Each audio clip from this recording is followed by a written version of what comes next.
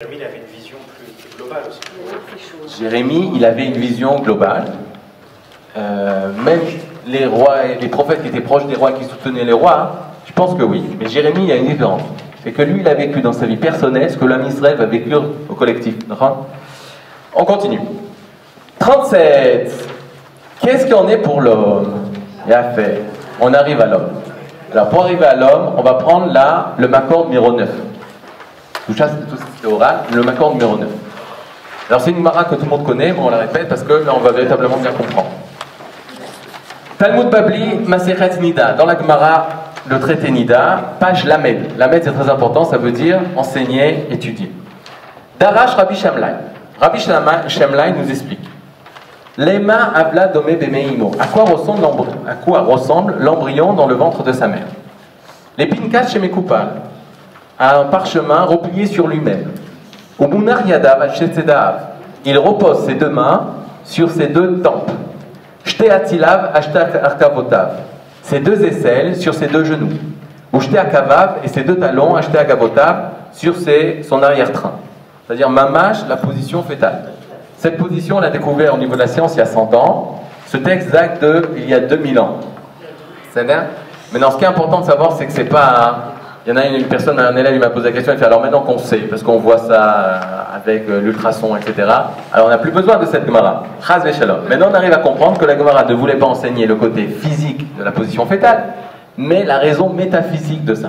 Il y a une raison morale pourquoi l'enfant dans le ventre de sa mère a ses deux mains sur ses tempes. Et il faut la découvrir. Moi je ne la connais pas, celui qui connaît la fin, après le chiot. Par contre la suite est très importante par rapport à ce qu'on a dit. Verosho munachlo ben birkav, sa tête est entre ses deux genoux. Upiv satum vetaboro patouar, sa bouche est fermée et son nombril est ouvert.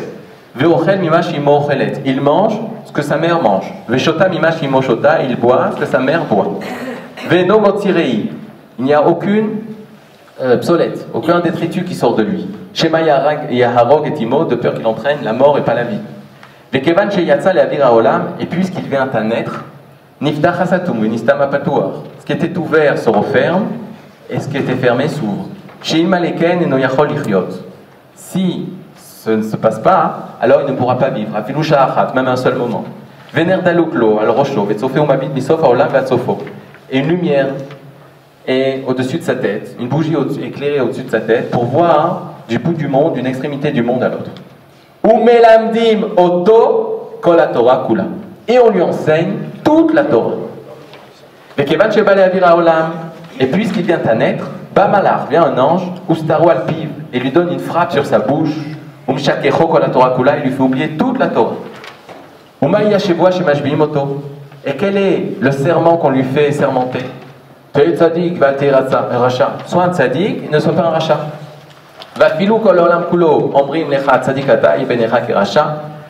Et même si le monde entier te dit, toi t'es un tzaddik, soit t'es propre aux yeux comme un rachat, et sache qu'Akadosh Baruch Hu est pur, Meshartav Teorim, ses serviteurs sont purs, Veneshama, et la Neshama, l'âme, Shenatan Becha, Teorahi, la Neshama qu'Hachem t'a donnée est pure, elle est à tous les instants. Imata Meshamera Betaramuta, Bimla Vereni Notela Mimeka. Si tu la préserves dans la pureté, très bien, sinon je la retirerai de toi. Qu'est-ce que veut dire Melamdim Oto Kolatora Kula? Dans le ventre de ta mère, tu as appris toute la Torah? Comment c'est possible? Deuxième question, pourquoi on doit apprendre si après on doit le faire oublier? Troisième question, qu'est-ce que ça veut dire que soit tzaddik et soit paracha? Alors pour répondre à la première question, je pense que vous avez tous les éléments.